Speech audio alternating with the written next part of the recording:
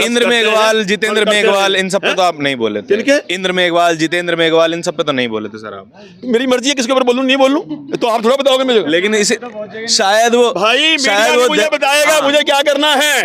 तो दलितों के लिए आप आवाज नहीं उठाएंगे? मैं तय करता हूं, मेरा संगठन तय करता है कि मुझे क्या करना है, किसके ऊपर बोलना है, किसके ऊपर नहीं बोलना है। तो आपका संगठन ये थोड़ी बोलता होगा कि जो दलितों के खिलाफ जो घटना हुई है उस पर ना बोले, नहीं बोलता होगा, नहीं, ये नहीं बोलता होगा ना, मैं ये कह रहा हूँ नहीं बोलता होगा।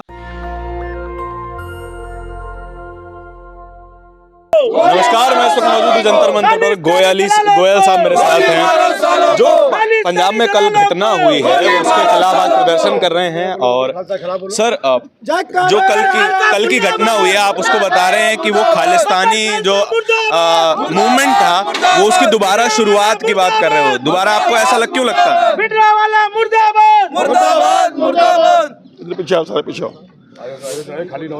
जो ऐसा है, सुधीर सूरी जी की हत्या एक सोची समझी रणनीति का पाठ है। लगातार खालिस्तानी उनको धमकियां दे रहे थे, पाकिस्तान से धमकियां आ रही थी, जिस कारण उनको 15 सुरक्षाकर्मी सुरक्षा के लिए दे रखे थे। सरकार को पता था कि इस व्यक्ति को जानलेवा हमला कभी भी हो सकता है, सरकार को पता था। 15 सुरक्षा में एकदम दिए गए। और जब वो धरना दे के बैठे हैं, धरने में लगभग 25 लोग पुलिसकर्मी थे, डीएसपी लेवल का एक व्यक्ति भी मौके पे मौजूद था। एक व्यक्ति अपना गाड़ी से उतरता है, गोली टक टक टक करता चला जाता है। हमारी पुलिस क्या कर रही थी? इससे स्पष्ट लगता है पुलिस की और आतंकवादियों की नूरा कुश्ती हुई है कि तुम आ जाओ, अपना काम करना, निकल जाना, हम खड़े हैं वहाँ, तुम्हारे कौन पकड़ेगा। और तो बाद में जो हमारे दूसरे कार्यकर्ता थे सामने उसका घर तक घुसे, उसको पकड़ा, तब पुलिस के हवाले किया है। एक व्यक्ति को लगातार धमकियां मिल रही हैं, एक व्यक्ति खुलेआम आतंकवाद के खिलाफ बोल रहा है, एक व्यक्ति खुलेआम खालिस्तान के खिलाफ बोल रहा है, तो उसकी सुरक्षा की जिम्मेदारी किसकी है? सरकार की है। तो सरकार इस मामले में फेलियर रही है। और एक नया जो है वहाँ पर भिंडरावाला पैदा किया गया है, अमृतपाल सिंह, उसको सिमरनजीत सिंह मान, अकाली दल, जितने भी खाड़कू आतंकवादी खालिस्तानी समर्थक ग्रुप हैं, उन सब ने उसको अपना समर्थन दे करके उसको नया भिंडरावाला का अवतार दिया है, ताकि वो लोग पंजाब में फिर से भिंडरावाला जैसा माहौल डर खड़ा करके पंजाब के लोगों को फिर से प्लान करने को मजबूर कर दें। और उसी की ये पहल हो चुकी है। 1978 में सबसे पहले निरंकारियों को अटैक हुआ था, उसके बाद मूवमेंट आगे चली थी। 78 में यह हुआ, कैसिम लाल जगत जी मार दिए गए, धीरे धीरे एक के बाद एक, और लाखों लोग पंजाब से दिल्ली आए, जगह जगह प्लान हुआ, मगर फिर भी वो खालिस्तान नहीं बना पाए। फिर से वो पन्नू बैठा कनाडा में। तो दोबारा खालिस्तान बनाने की साजिश है आपके? बिल्कुल 100% साजिश है। मैं उस वक्त पंजाब में था, लुधियाना में था। हम उस वक्त खालिस्तानियों के साथ लड़े हैं, खालिस्तानियों के साथ हमने अपने 76 साथी खोए उस वक्त पंजाब में। तो फिर से अगर जरूरत पड़ेगी हम बड़े से बड़ा सेक्रीफाइस, त्याग बलिदान करने को तैयार हैं। लेकिन सर, मैं पंजाब के लोगों को फिर से खालिस्तान की आग में जलता हुआ नहीं देख सकता। लेकिन सर, आप पे भी ये इल्ज़ाम लगते हैं कि आप एक तरफ तो खालिस्तानी जो विचारधारा है उसका विरोध करते हैं, लेकिन आप भी तो इस देश को हिंदू राष्ट्र बनाने की बात करते हैं। तो हिंदू राष्ट्र क्या हाल, मुस्लिम राष्ट्र बनेगा ये 100 करोड़ हिंदुओं का देश है। अगर मेरा भारत 100 करोड़ हिंदुओं का देश है, हिंदू राष्ट्र नहीं बनेगा तो क्या बनेगा? लेकिन जब हिंदुओं के ऊपर ही जब हमले होते हैं हिंदुओं के द्वारा, तब आपको जो है आप आंदोलन नहीं कर पाते हैं, क्योंकि उत्तर प्रदेश में जातिवादी घटनाएं होती हैं, जो है राजस्थान में जातिवादी घटना होती है, एक बच्चे को घड़ा छूने में मार दिया जाता है, उसमें आप जो है वो आंदोलन नहीं कर पाते हैं। लेकिन जब किसी और ने और किसी और राज्य में जहाँ पर आपकी सरकार नहीं है, जहाँ पर जो बीजेपी गैर बीजेपी शासित सरकार चल रही हैं, वहाँ पर जब जातिवादी घटना होती है, हिंदू की ही हत्या होती है, तब आप नहीं बोलते। ऐसा है, हमें कब क्या करना है ये हमारा अपना संगठन तय करता है। ये कोई मीडिया ग्रुप नहीं तय करेगा। अगर ये बात ठीक है, आप नहीं तय करोगे। लेकिन मेरा सवाल तो ये बनता है, हमारा एजेंडा स्पष्ट है, हमारी लाइन स्पष्ट है। यूनाइटेड हिंदू फ्रंट पूरे देश में, पूरी दुनिया में हिंदू हितों के लिए काम करता है। ठीक है, अग्री, मैं आपकी बात से सहमत हूं। उनके लिए उनके संगठन है काम करने के लिए।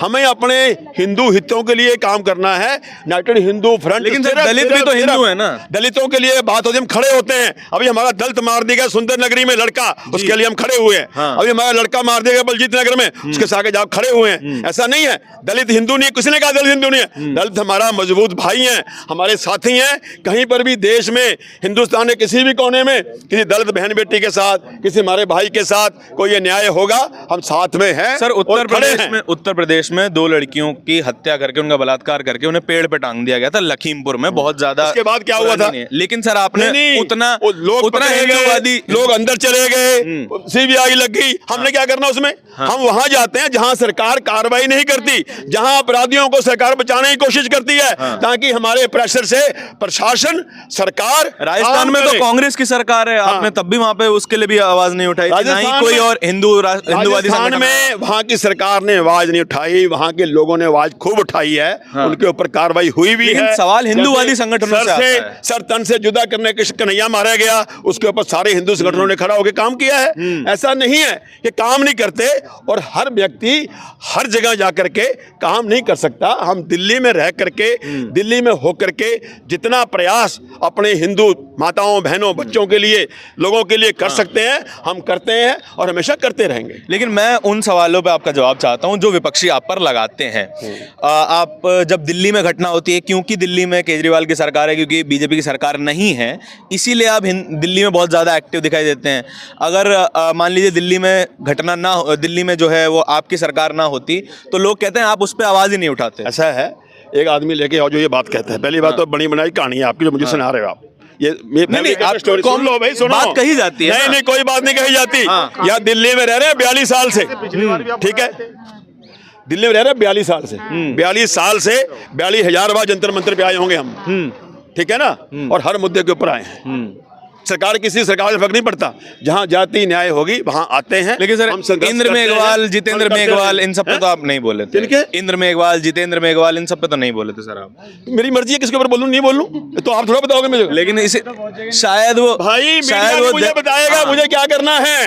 तो दलितों के लिए आप आवाज नहीं उठाएंगे? मैं तय करता हूँ, मेरा संगठन तय करता है कि मुझे क्या करना है, किसके ऊपर बोलना है, किसके ऊपर नहीं बोलना है। मुझे मीडिया थोड़ा चलाएगा। संगठन ये थोड़ी बोलता होगा कि दलितों की आवाज ना उठाइए। दलितों की आवाज नहीं उठाते, ये आप अपने मुंह में मेरी अपनी बात मेरे मुंह में डालना चाह रहे हो। गलत बात मत करो आप।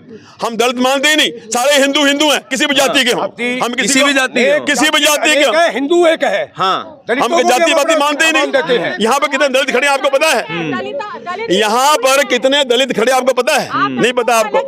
आप केजरीवाल पार्टी के एंटी नेशनल ग्रुप के प्रतिनिधि के रूप में आते हो और सवाल वो करते हो जो एंटी हो। मैं शुरुआती मैंने की आपकी मांग यहाँ पर सही है, मैंने शुरुआती बात करते हैं भाई। हमारे लिए जाति सारी एक है।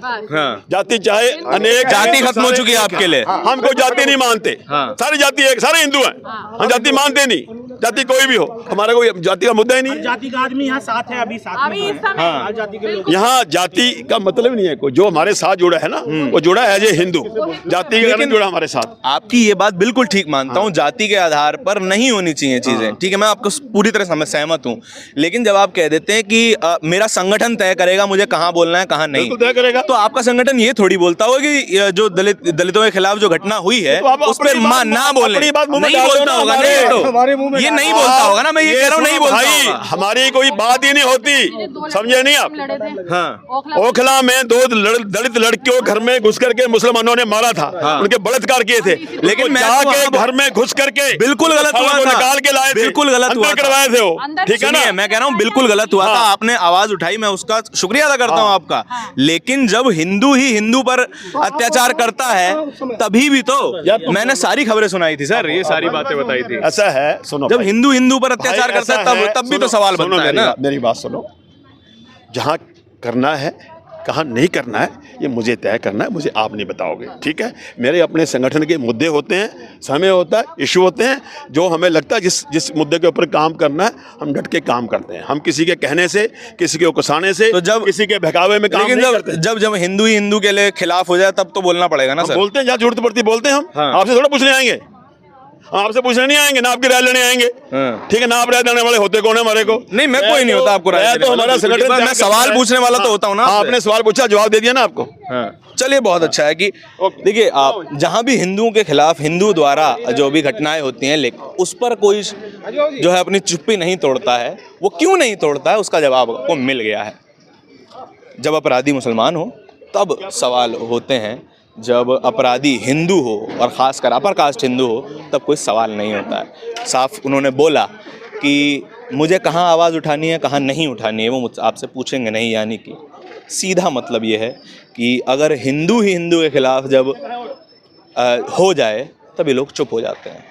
आपके क्या विचार हैं पूरी बातचीत के बारे में? इनकी मांगे जायज़ हैं, नाजायज़ हैं? हाँ, एक बात मैं ज़रूर कहता हूँ कि किसी भी राज्य में, किसी भी सरकार में हत्या हुई है तो उस राज्य सरकार को शर्मिंदा होना चाहिए और मुख्यमंत्री को सामने आकर ये कहना चाहिए कि हमारे व्यवस्था के कारण उस व्यक्ति की हत्या हुई। ये कहना चाहिए। हम किसी पार्टी के साथ नहीं हैं, हम शोषित के साथ हैं। पूरी बातचीत के बारे में आपके क्या विचार हैं कमेंट सेक्शन में ज़रूर बताएं। कैमरे के पीछे मेरे साथी नवीन के साथ नेशनल दस्तक के लिए धारण की रिपोर्ट। धन्यवाद। नेशनल दस्तक की आपसे गुजारिश है कि अगर इसको बचाना चाहते हैं तो नेशनल दस्तक को सब्सक्राइब करने के लिए रेड कलर के सब्सक्राइब बटन को दबाएं, फिर बेल आइकन की घंटी दबाएं। नेशनल दस्तक को बचाने के लिए बहुत जरूरी है कि हर खबर को शेयर करें, लाइक करें, कमेंट जरूर करें।